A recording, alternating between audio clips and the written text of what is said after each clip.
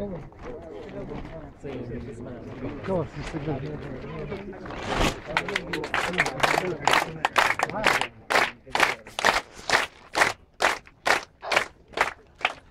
الرحمن الرحيم. marka hore waxaan aad iyo aad u salaamayaa qurba joogta u dhalatay qabalahan Karambilcille iyo aqoon-yahaninta ka soo raacay heer deegaan ee u dhashay iyaguna qabalahan ee soo abaabulay munaasabadan qaaliga ah ayaan aad u salaamayaa marka horeysa. mar labaad haddana waxaan salaamayaa gudoomiyaha gobolka taliyaha ciidanka booliska maxaan ku raadayay xubintiga 25aad iyo maxaan ku raadayay ugaadiyada salaadiinta ama kaariyada iyo dhammaan bulshooyinka ka soo qayb gashay shirka. waxaan ku salaamayaa 99 magaciisa ayaan ku salaamayaa intooda.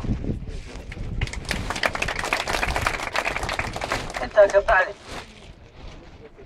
run ahaantii shirweynahan wada tashiga nabadgelyada qabalahan Karambilcille oo hadda ka hor aan dhicin ama se maxaan ku raadayay qabale qurba joogtii u dhalatay iyo maxaan ku raadayay odayaashii iyo waxgaradkii u dhashay qabridahan ay sidoo kale isugu yimaadaan oo kulan noocan oo kale laga sameeyo waa ka weeyaan hadda ka hor ma arkan oo intaan joogo. marka waa wax weyn oo Ilaahay laga heli karo haddaan u dhaadhaco xagga nuxurka.